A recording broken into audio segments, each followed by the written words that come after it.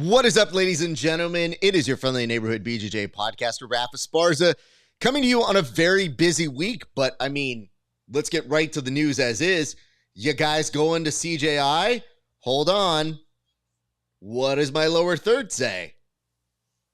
Is going to CJI? Who knows? You'll have to discover as I discover it in real time. There may be a yes, maybe a no. But I can tell you one person who's not going to CJI. Unfortunately, that is Tim Freeman. And Tim, I noticed something. I am going to adjust this as I throw to you. But notice, Tim has a green background right now because he is missing his backdrop. But Tim, why are you in particular not going to CJI? Well, I'm going to tell you why I'm not going to CJI. I'm glad you asked that.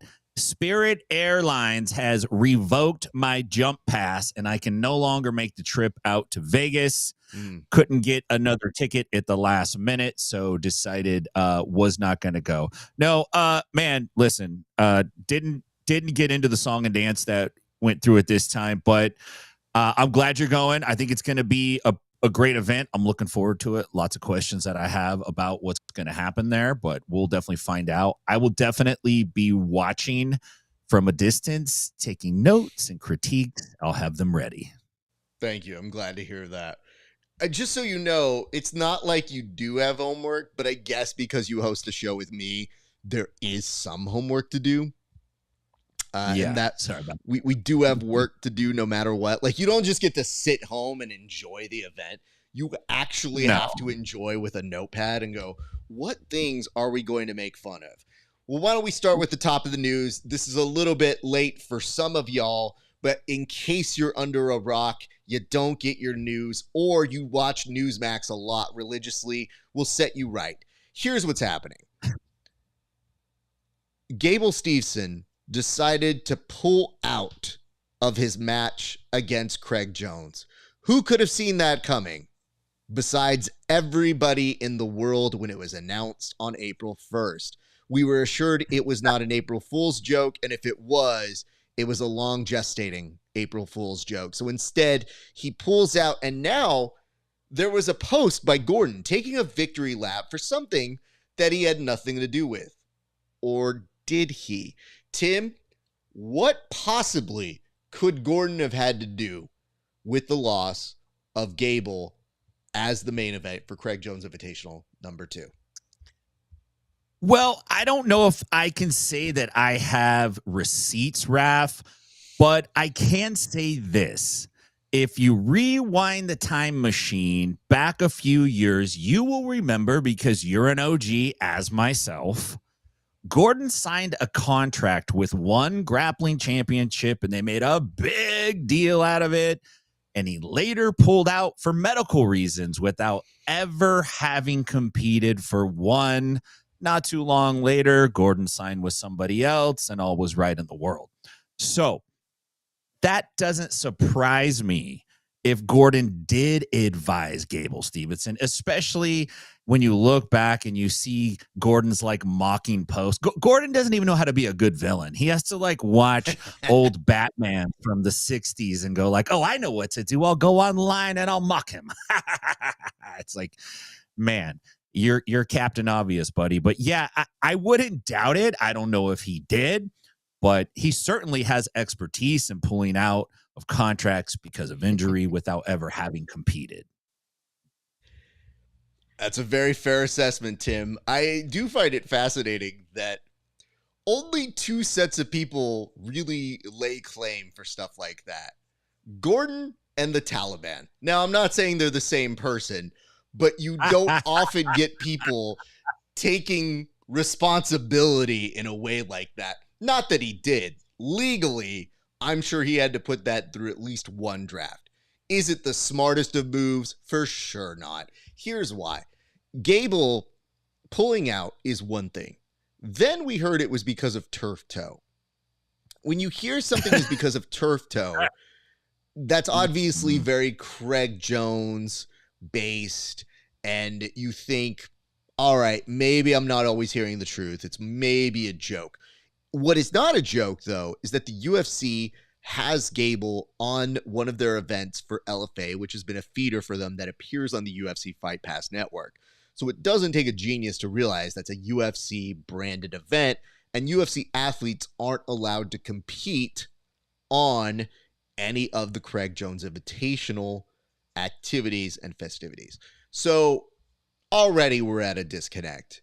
But then Gordon kind of insinuating that's a baller move, and then Gable liking it. Craig takes a screenshot and just doesn't have to do much. So we're talking like the Bond villain that thinks they won, did a roundabout, and then Craig just literally screenshots and says, well, thanks for promoting my event more, you dummies. I don't need you. That's it. And Craig is admitting, like, it would have been a fun event because Gable's still a big dude. Yeah. But now, do we get bragging rights as a sport over wrestling right now, Tim?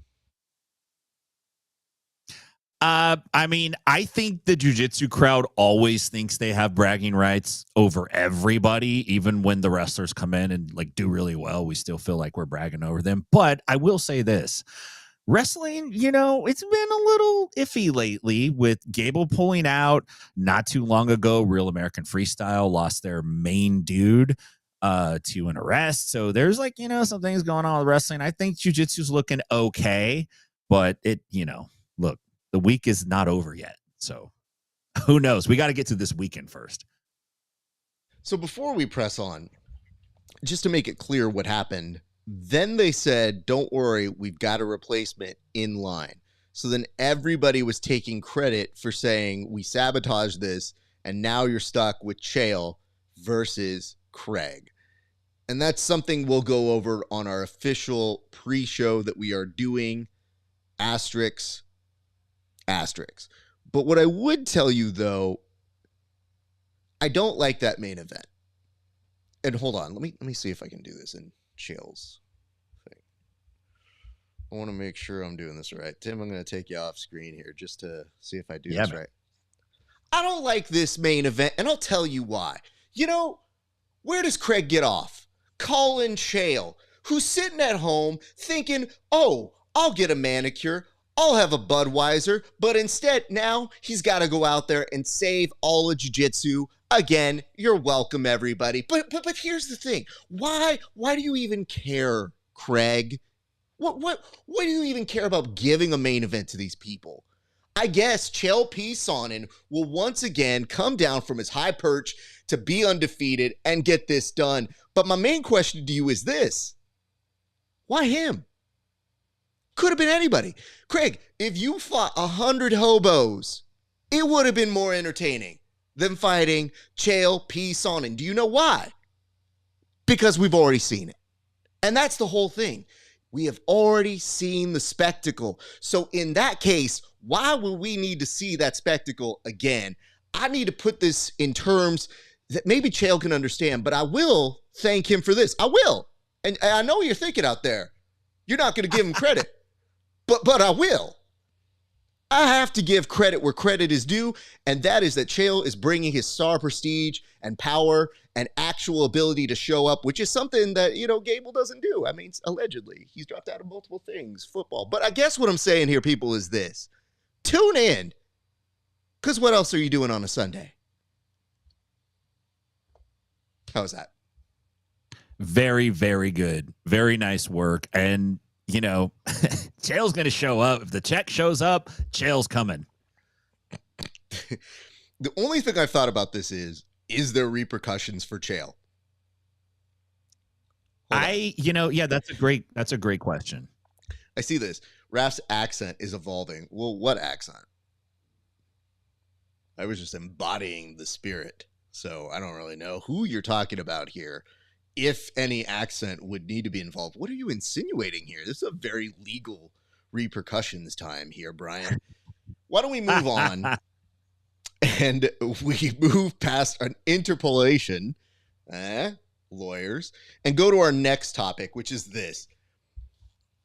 Jiu-Jitsu has once again demonstrated we don't know what a debate is. And nowhere was that more evident than watching the train wick for 2 hours that was Mikey and Craig Jones. Mighty Mouse very, very, very nicely stepped in to be a moderator, but even that proved to be a tall task for one of our GOATs. Tim, what are we doing here? What is this? Why did they do this? Let's start with that, and then let's try to circumvent what exactly was wrong with it. Obviously they did it because Craig's trying to drum up eyeballs. Now, this was the debate that absolutely nobody needed to see. It put Jesus to sleep. It's better than melatonin.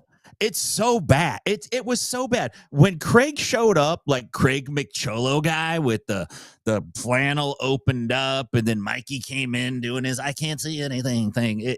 I knew it was going to be terrible. I knew it. I was like, why am I watching this?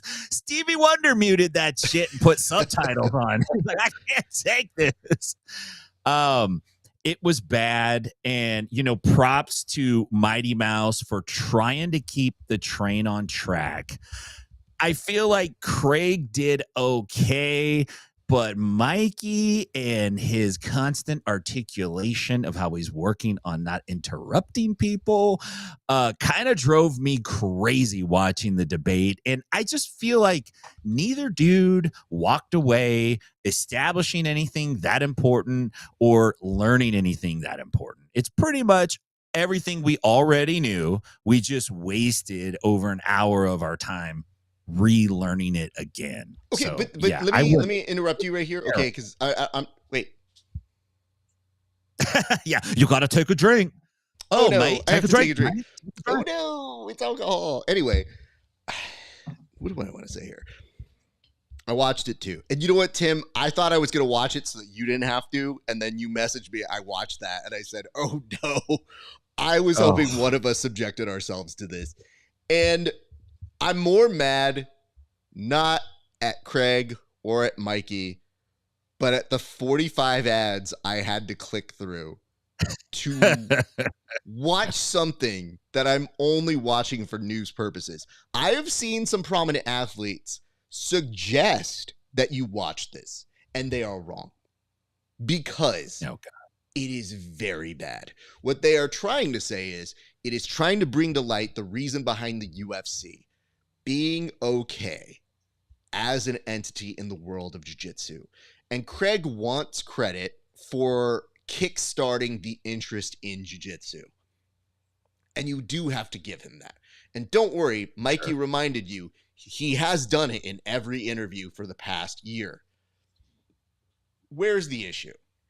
It is that now they're competitors, and that the UFC BJJ, because they didn't get Craig, in his interpretation, that is why they are blocking people from appearing on their Craig Jones Invitational event.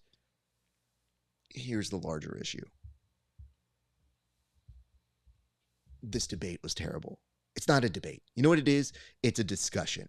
And when we talk about having a debate, you need a moderator that's not going to include themselves. Mighty, at the top of this, said, all right, I'm going to give you time to speak, and then you time to speak, and then if I want to, I'll chime in too. And I thought, just get a neutral moderator. What is the point? Like, how is this so hard for people?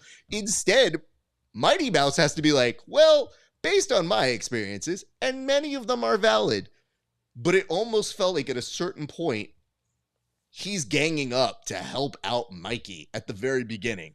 And then he heard the answers that Mikey was giving and said, oh God, yeah, I'm with Craig on some of these because these are real dumb, dude. And I have to tell you, when you are in the comment section and you're trying to say that somebody got owned or somebody won and whatever, Mikey's contentions were as follows. Let me see if I sum this up properly. One, the UFC is good because it has a lot of reach and will build the athletes. So you have to just let them try because why not? That's it. That's the argument. And forget the fact that they're a monopoly. Forget the fact that they are letting you compete in other areas. Forget exclusive contracts and the problem that builds. They're trying, guys, so let them try. And I might even be okay with saying, sure, let them try. I do believe UFC BJJ can be very good for the sport. Having said that, there are inherent problems. Like when Mikey said he was going to be going up against the top 5 opponent. And guess what? Yeah. Then on Craig's side, nonstop promotion, as he should. No problems there. Maybe Craig just wants a little bit of credit here. But for the UFC, 1, they're not going to give that credit. 2, I don't know that it is necessarily bad that they view him as competition, because it's one of the few times you have some leverage to scare them. So, unfortunately, he is that guy. And that is part of the reason why we are rooting for them to continue doing events, because we need some sort of counter leverage to this monopoly that's growing more and more power, where, yeah, the athletes don't have leveraging prices and points. But what I want to say is this. When you're watching this debate, your brain melts because there's no structure, there's no form, the jokes are flying. Only once was there an ounce of news that was pertinent.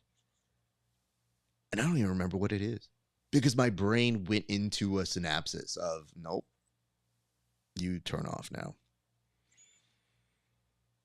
I don't understand this format. You know what it is? You know, we've talked about this on the show before, but you know how they have those one person in the circle debating another person with ideologies? There's like 20 people around them. Yeah. Those right, things. Right. It was as if that one person never left. And instead of going to the 20 other people, you were stuck with one eccentric dude and you had to debate him. Except then you added in the conceit of, I'm going to give you a shot of alcohol every time you interrupt. And instead, I almost wanted to be like, just shock this dude, because the alcohol clearly is not going to sit well with him. And then as the show is going on, at the very end, Seth started just calling out things from the sidelines and being like, actually, no, this is what we're doing. And I go, where did Seth come from? What's happening here? So it's so silly and ridiculous. I just wish we would have an actual structured debate on a particular topic that we can make something happen on. But this ain't it. Whatever that was. So, no. I got an idea. Yeah. Scrap the debate. Craig and Seth, get together with your media directors and all your people that are working under you and get on the same page. That's a thought. Like, that might help move the ball forward a little bit. You know what I'm saying? Anyway, you know what I'm saying, Ref. I'm going to move on because I feel like any more on this, as a former speech and debate kid, my brain will just explode. All right. So it does seem like there's some stuff going down here. And this is an interesting topic to me because now it does look like on this particular thing, this looks like we've taken some shots back and forth. Now, before we go any further, since we're on shots back and forth, interpolation is a math term, not legal. You know what's interesting, Egg GBT? I love the fact that we can ask you questions, but apparently you just don't love songs that have familiar refrains from other places, because it's also used for songs like a melody or a lyric from previously existing into a new composition. Almost like somebody did that with an impression. If it was an impression. Anyway, ChatGPT still better than Egg, unfortunately. Advancements have happened in ChatGPT, but not in Egg. Egg's pretty good. Hey, I don't know. He's not bad. I don't know what's up with that thing, but he's okay. He's a little slow. He clearly he's a little slow. You got to bandwidth that one back up. But yes, that's a new term to him. But yes, apparently he's never heard of legal issues that have happened with songs like that. So that's all. Listen, interpolations happen. It says songs not legal. See, your brain's not comprehending that when you do an interpolation of something, you are basically taking the structure of it in a song form, so a lyric or an impression, and recreating it in somewhere you're new. Anyway, we're going to move on here, Ed, because it's too hard. I know, the cracks in the shell, it's happening. We're going to move forward. Tim, what exactly is happening in this kind of war that's going down right now? Well, we've been alluding to it a lot on the show. We've mentioned it. We've talked about it. And it really started with CJI-1. It really started with Craig taking a shot at ADCC and Mo Jassim, and it was a giant thing, and all the parties kind of aligned. And since that happened, the UFC has jumped into the mix, and the War Report here, just to keep you updated. And you guys we talked about the debate, and we know that Craig, he's been taking shots at Mikey. He's been saying contracts suck. They're bad for the UFC. Gordon sat back and he goes, yeah, contracts do suck. That's why I allegedly advised Gable Stevenson on how to get out of his contract with you, Craig. So Gordon's taking shots. At the same time, the UFC BJJ leader, Claudia Gadelha, is out there saying Gordon will never compete for us because he openly embraces the TRT lifestyle, not the BJJ lifestyle. So he can't be in our organization, which, look, I get what you're saying, but come on, you got a roster full of MMA dudes. Like, let's be realistic about that. But moving forward, so this is kind of where we're at. There's like 3 different camps, and Gordon's kind of like out there on an island a little bit. He doesn't necessarily have the backing of the UFC. We know he's not necessarily in the great graces of Flow Grappling. Flow seems to be a strange bedfellow right now with Craig Jones. So it's interesting what's going on. A year from now, I suspect we'll see 2 camps and not 1. I imagine one of these players is going to shake out or line up with somebody altogether. Okay. Interesting stuff, though, man. Let me bring this up to you. So I remembered what the one nugget of information we got in that debate was. And it was when they were talking about Kennedy being referred to in a post press conference. And Mikey said out loud, I didn't like that.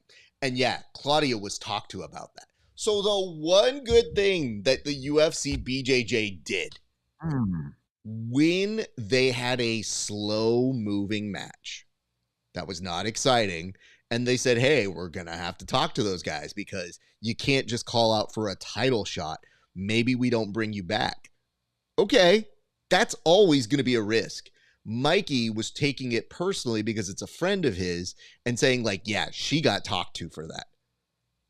I think you should be able to say you don't get a title shot based on a performance like that, because we have normalized the idea of you win. All right, where's my title shot? Well, you just got here, sir. Also, that wasn't the best work to display for a title shot. So maybe not this one. You know what I'm saying? And Mikey's contention is, yes, as you have other black belts, it will be closer to being even. But the UFC BJJ is structured to be more exciting. And if you are not delivering on that, you might need to look to other people who can deliver on that, or have a talk with the athlete that says, hey, I know you're trying to win, but that's more for you. That's not for the audience. And they are sometimes not synced with each other. So that was the little bit of nugget of news that I think I was washing the dishes and I was listening to this dumb debate and I go, wait, what? And he goes, yeah, she was talked to. And I go, no. And that was like the one good thing they did. They never do that in press conferences. And he's like, yeah, they had to talk to her. And I go, well, for fucking what? Ooh. So anyway. Yeah, Mikey didn't like it. Well, I think he doesn't have all that much control, Tim. Remember, that's what he said. Oh, yeah. Right. Sure. He may have advised them a little bit on things, but it was a very structured sort of hit by Craig. I mean, if you watch that whole thing, you are watching an expert troller who demonstrates that they have an excellent ability to bring up points that are hard to contest. So somewhere beneath all the dick jokes and silliness and borderline edgy nonsense, Craig's pretty sharp. So doing these things felt like a uneven fight. And that's the part that was a little bit difficult to watch. But why don't we do this? Why don't we move the board a little bit further? And this one actually depresses me a little bit, Tim. There are reports going around that Eddie Bravo may be done with his active rolling. Reports were showing that, yeah, he is getting a little up there in age, as we all are. But he was saying that the injuries he's had over the years have made him roll less and less, where he's saying his time rolling may be coming to an end. Tim? Yeah, he said that. And it's funny how the internet takes the article and like stretches it. So the interview goes, maybe it's time to go back to the gi. And Eddie's one of these guys where you could go, Eddie, maybe it's time to start smoking crack. And he won't go, no. He'll go, maybe it is. You know what? Maybe I should do that. I don't know. I'm going to think about it. So the interviewer goes, maybe it's time to train the gi. And Eddie's like, maybe it is. Maybe that's what I should do. Jean-Jacques is 5 minutes away. Maybe I'll start training there. And then it was Eddie Bravo's going to give up no-gi grappling. He's going to start training in the gi again. And I loved it so much because there's so much irony in that whole thing of Eddie going full Eddie, circling all the way back around and going, guess what? 10th planet's all gi now. Which would be the ultimate swerve. With the ultimate Eddie Bravo swerve. But look, I don't think the gi's that much easier. If he does go train in the gi, this is going to be the headline in 2 years. Eddie Bravo quits training in the gi. I can't feel my fingers anymore. I broke I have microfractures in all my knuckles and my hands don't work. And I have trigger finger and my elbows are all jacked up. Yeah, it's not good for your body. It's just not good. Here's my take on how I read it and what I was looking at. It immediately made me think, wait a minute. The retirement plan for 10th Planet is gi? So all these nerds complaining about the gi for years have no idea that their main dude is going, sorry, guys, when you get to a certain age, that's what you have to do. If you want that 4th or 5th stripe on your black belt, that you have to go to gi. It all comes back. It all goes full circle. You go one way, and then circle of life, you come back in the gi. It's like turning Republican when you get older. You're like, yeah, when I was young, I believed all kinds of stuff, but now I'm just like, yeah. It was put the kimono on. Yeah. It was just the best part was literally thinking of every person I know. As I was reading, I think it was in bed. I just like scrolling up and I go, huh? He's stopping in the gi? And then I put the phone down on my chest and I go, I can name 10 people who have done nothing but insult the gi, who are 10th Planet friends. And now realizing that they have to get to a certain point where they're going to go, nah, man, I mean, the gi is pretty cool if you really think about it. I'm like, really think about it. That was the difference. We thought about it, but we didn't really think about it. Figured it out. Good to know, everybody. Eddie, I hope you're on the mats forever. You're a legend. We love you. The thought of you not rolling made me sad, but no one's ever really done. It's just a matter of, yeah, dude, maybe Eddie's not going to roll with every student in the class. Maybe Eddie's going to pick and choose who he does roll with. And that's perfectly okay as you get older. It's just the scaredness of the headline made us start thinking like, oh my God, Eddie's close to dying. Oh my God, I think he's about to go. No. He's next. It's like, don't do that. Let's just be very real. If that man chooses to roll less, he has earned it. It's fine. Let's talk a little bit about receipts. Receipts were a major source of information this week for a lot of people, but not for some. I want to point this out. We're going to start by saying that the young man who went into a wrestling ring, who is Rampage's son, made a bad choice. So it's hard to do jokes on this particular subject because there was a gentleman who was hit to a point where he has recovered some, but we're not sure what his recovery is going to look like. We're glad that he is recovered to some extent where he is awake. Reports say that he doesn't know what happened that night, but there's a whole backstory that I think we should take a learning lesson from here, because although pro wrestling isn't necessarily jiu-jitsu or MMA, it did involve somebody who is an MMA and perhaps larger learning lessons. But Tim, from your recollection, what exactly transgressed here in this particular incident that happened earlier this week? So, as far as I can tell, and I've talked to Big MF, my inside BJJ partner in crime, who is really big on the indie wrestling circuit. He loves it so much. He's telling me everything he knows. But essentially,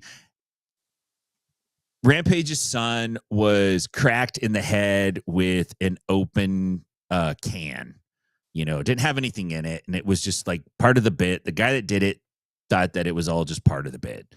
And his son reportedly had been concussed not too long before that and was pretty upset about it. Wrestler went up and apologized, said, "Hey man, I'm sorry. I was out of line. I thought you were a wrestler. I thought we were doing a bit. I'm sorry. I didn't mean to like be that aggressive, blah, blah, blah, blah." And then, you know, I don't know if this is true, but there's allegedly somebody told Raja, they said, "Hey, you can get that one back in the ring." And I think that might be a wrestling term for like, you're going to give him a pretty good bump. It doesn't mean you're going to knock him out and continue to wail on him while he's out. And, you know, I think there was definitely a misunderstanding and also probably a little bit of a judgment issue in putting a guy in a situation like that you don't know exactly how they're going to react. And unfortunately, the problem with this, and as it relates to like jiu-jitsu, you're right, is you could have some dude come into your school, drop in your class, and get upset about something and start cracking somebody. Right. So you have to, you know, it sucks because in a way, everyone's trying to push the envelope. They're trying to get eyeballs. They're trying to, you know, stretch every name that has any kind of value or appeal to it. But sometimes it goes sideways and then there's like real serious repercussions, which apparently, obviously, outside of the gentleman that was hospitalized, there's other things going on behind the scenes that it sounds like, you know, it's not going to be that great. So there were so many different reports and things that came up in this particular case. So I'm going to drive by some of the things that I kind of have read and picked up. The first is huge acknowledgement to Doug, that pro wrestler that stepped in. He was the second one to step in. There was a young kid who was 17 years old who was trying to break it up initially. Now, I want you to think about that sentence again. A 17-year-old kid was put in a position to try and help break down the situation from a fighter who, as Rampage was alleging in his statement a little bit later, had been concussed. Like, he's mentioning his son had a concussion. I don't know if that's the best legal advice to put that information in there. But then again, this was a family that was streaming literally everything. So if you are a lawyer right now, there are definitely some things that are press play and just let that speak for itself. Having said that, Tim, the areas that I found that were most concerning in this were that, yes, a wrestler who trains with that team said, get a receipt to somebody who was not involved in the show, who became involved in the show. And yes, there are plenty of valid criticisms of they should not be drinking beforehand. That doesn't help things. Two, Psycho Stu probably had a misread. I think that was pretty clear on thinking that kid was in the business. But there was a camera that's following them. So it is confusing because even if you don't think this kid's a wrestler, you will assume that's part of a show. And I think then he's playing for a camera. He's profusely apologizing and then saying that, yeah, you should go get a receipt. Now, here's the weird part. AJ Mana, who was the individual there, who was the cowboy hat wearing dude, he's a pro wrestler. He's also fought some. He told him to go get a receipt and he trains with them. So if you think about that, that's basically saying it's okay But that doesn't mean that AJ told him direct orders that he has to follow. So, like, AJ made an inference that was a bad choice of saying that. What made it even worse was later he said, "Oh, I was in character when I did that." Sorry. I'm reporting what has been said by him. I mean, and how that's sorry, he's interpolating to Terry Bollella claiming Hulk Hogan has the 9-incher, but Bollella yes. He's interpolating the Hulkster's legal arguments. Right? Is that right? Did I do that? I'm sorry, Tim. I'm trying so hard to get through this, but yeah, that's not incorrect. Okay, so suck on that egg. What I should say is this: the core behind this is still the young man, Raja Jackson, who made all the choices. You can't get past that, and clearly has some emotional distress. Whether that's from his dad picking on him or other things he's facing or the concussion that he likely faced. I think it's a mix of everything. But it is a streaming culture that was encouraging him to go out there and get a receipt back. So there's a lot of stuff to decompress from all of this. But I have found the different angles, the explanations, the talking about it. The reason why we should be wary of this as our sport is, I'm a huge fan of pro wrestling. I go to shows. If I was ever asked to be part of the show, it would be an honor. But that's their world. You're going into their world. So you do want to have some respect for the wrestlers. Secondary, saying that it's always been my dream to mess up a pro wrestler is not good for your legal case. But it also demonstrates that there are underlying issues that necessarily aren't with every MMA fighter, but every MMA fighter that says, "Hey man, that dude hit me with a beer can, it's on site. If that's me." It is a world filled of tough guys that have blown something so out of proportion. We now see the consequence of what happens when you are being that vindictive. Yeah. And now we see that man's life may be changed very, very permanently going forward. So the lesson I wanted to take away from that, from us in jiu-jitsu, is we can be smart about the people we bring in when we have our gyms, but by and large, just a larger culture of try to have a little bit more respect and empathy for people who are a little bit different. And more importantly, as you have guests in there, if you bring them, it is kind of on you to explain, maybe that's not the way we do things. And that is something that was lacking in this particular case. And whether it was the promoters themselves doing it, AJ says he's got receipts too. He says that he was instructed by the promoter to tell him that, but then said he was in character. I don't know. It's a mix of a lot of different people trying to find their way out on this one. No one wants to take responsibility. Having said that, go find out Just the Epic, I think is his name. Doug, the gentleman who broke it up. So that was the guy who came in and said, I recognized I was a takedown away, that if that dude got on top of me, he would have tried to kill me too. And that was truly courageous. And that 17-year-old kid, God bless, he tried to fix it out too. But at least with Doug, he's trained a little bit, so he was able to kind of at least fend him off. And at one point in one of the podcasts he appeared on, he just said, "Yeah, that was me that bit you, kid, that you were complaining about. Tough shit. You were trying to punch me after I was trying to pull you off. What did you expect?" And still, that man had empathy for the situation and said, "Yeah, I get it. We made dumb decisions when we're young." So it's a very interesting case. We'll follow it as we can, but I just thought it would be interesting to bring up so that we can learn a little bit from it. Tim, I think it's time to head to our next topic, which is that of this photo, by the way. This is a lot. You like that? It appears that we didn't quite make a world record recently. Here with more on that, Tim Freeman.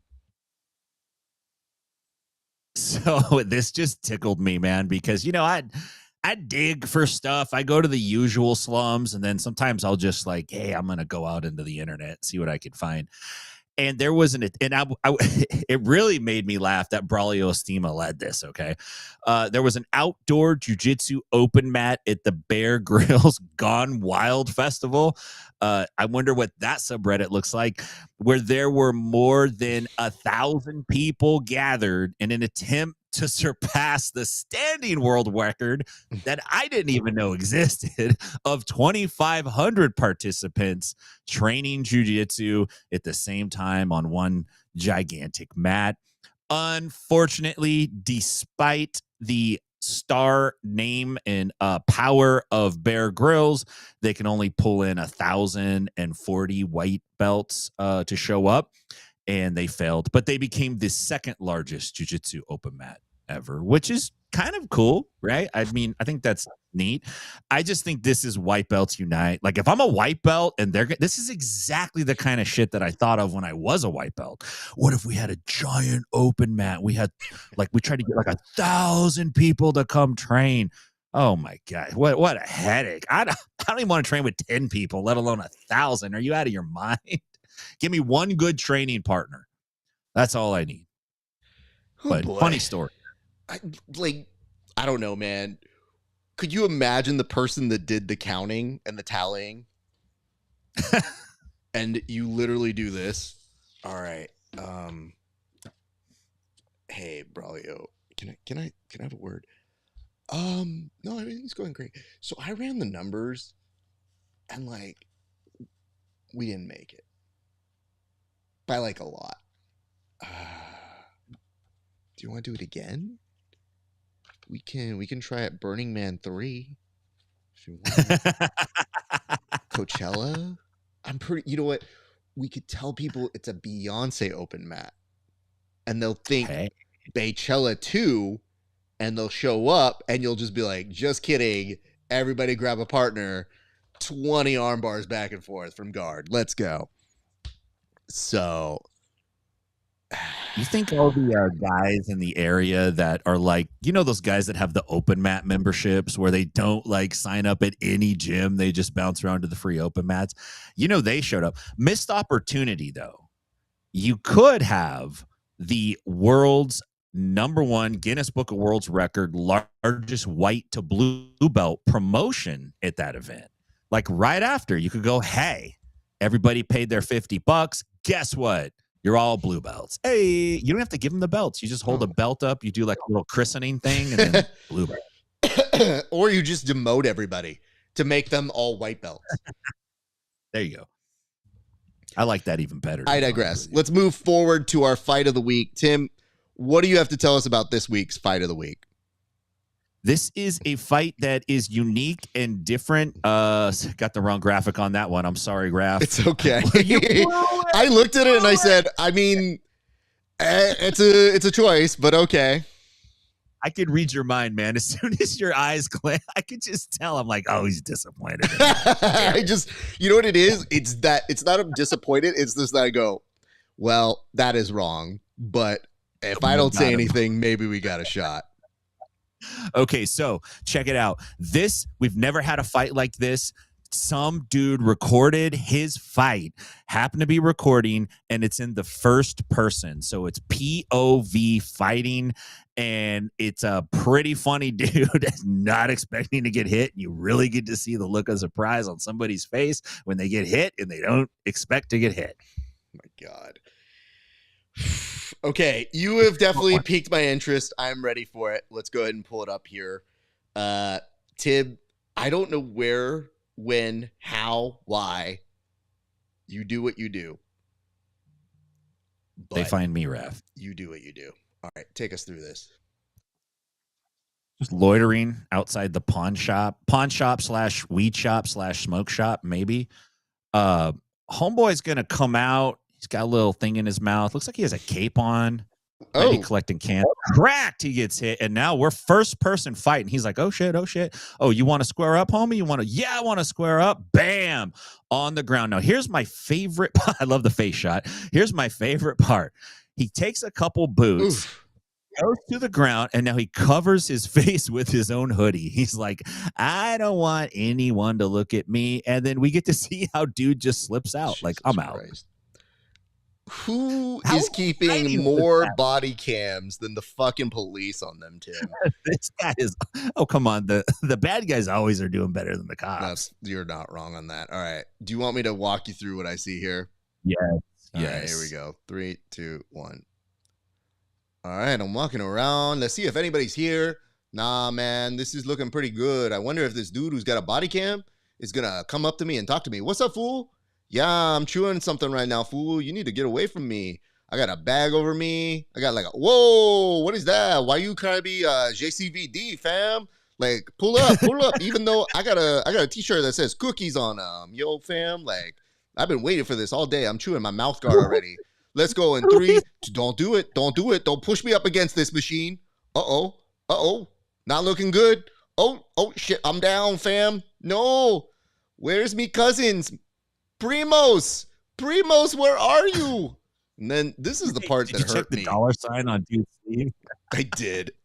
The clock that happens here, this is the one that hurts. 3, 2, ow. Like, this is the shit in a Jackie Chan film that Jackie Chan gets kicked in the face and goes, I don't want any trouble. No. And then he does that. And then he's literally, this is the worst part, is when he goes, all right, fool, just wait until I get back up. No, I'm going to have to go in my blankie. No, fam, don't hit me anymore. Fool, I'd like to report a robbing. So he declared himself dead. He just covered his own body. He's like, throw the sheet on me, Holmes. I'm out. Anyway, Tim, why don't we do this? We have some work to do right now, but why don't we tell the people where they can find you, sir, in the event they want to follow you and see more from you, sir? Follow me at Inside BJJ on your favorite social media platforms. The Inside BJJ production side of the house has been a little slow, but I'm going to ramp it back up. Just clearing some things out of the schedule, RAF, as you have quite intimate knowledge of. But look for more coming out of that eventually here in the next couple months or so. If you're out in Nashville, come see me at 10th Planet Nashville. And if you're out in Stockton, go see my homies at 10th Planet Stockton. RAF, it's great to be with you today, man. I appreciate it. Great show. Always a good time, man. Likewise, sir. Tim, I appreciate you. And for those of you wondering, yes, there's going to be some kind of presence at CJI. Exactly what, we're not sure. And part of that is because, well, it's not because of us. Let's put it that way. I don't know what to preview because they have not figured it out themselves. So shock. I'm there in some way. I don't know how, and I'm not particularly sure why. But you know, there is one thing I am sure of, and that is come tomorrow and on Sunday. You will see us for official pre-shows on that. So what I would love for you guys to do is tomorrow, be back here, check out this show. We will have a pre-show that will lead directly into the Craig Jones Invitational. And on Sunday, same thing. So be sure to watch it. And if you could do us a solid, my one request, please share it. Because we like to think we do a pretty good job. And listen, no shade to any person involved there.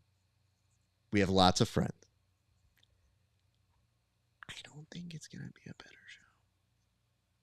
And I have to say that. I would expect them to say the same for their own show. But, like, realistically, it's not going to be better than our show. So why don't you tune into our show, which is definitely better than theirs, because we'll at least come up with some entertaining ways to preview what you could expect at the Craig Jones Invitational Dose. But until then, you guys, thank you so much for watching. My name is RAF ESPARZA. I'm joined by Tim Freeman. We love and appreciate every single one of you guys. Until then, it's been a great day for grappling. We'll see you back on the mats.